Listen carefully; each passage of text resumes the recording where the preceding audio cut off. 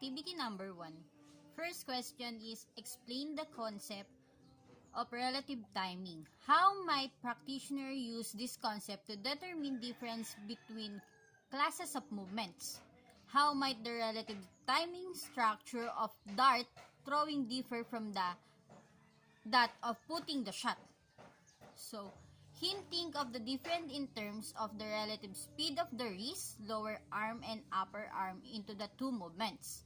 So, a concept of relative timing is knowing the movements from a several practice attempts if the participant will produce the sequence as rapidly as possible.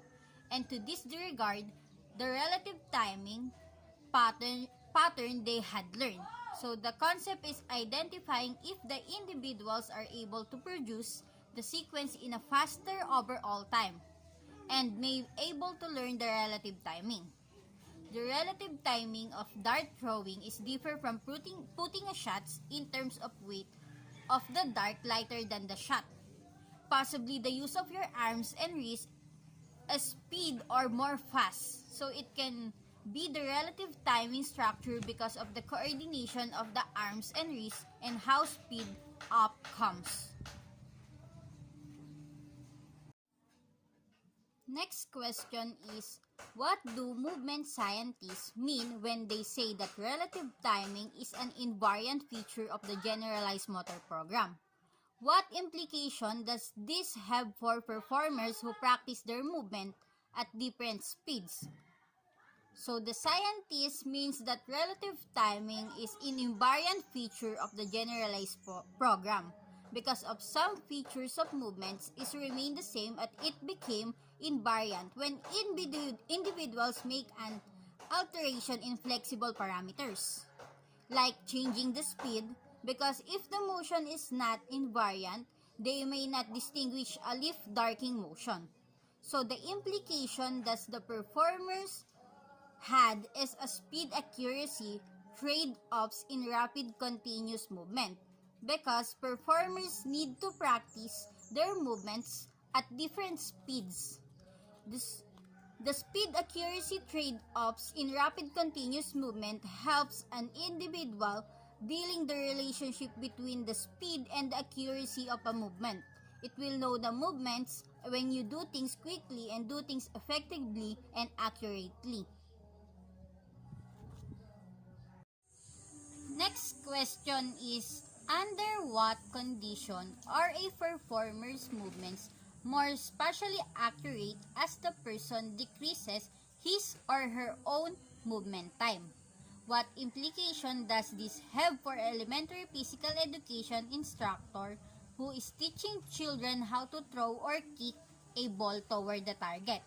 When the performer's movement as the person decreases his or her own movements, it's under the conditions of sources of errors in quick movements, because it may look or examine the process of body movement in the central nervous system on how to translate the motor program's output into body movements. So it may identify what we should do to increase and aim at quick movements.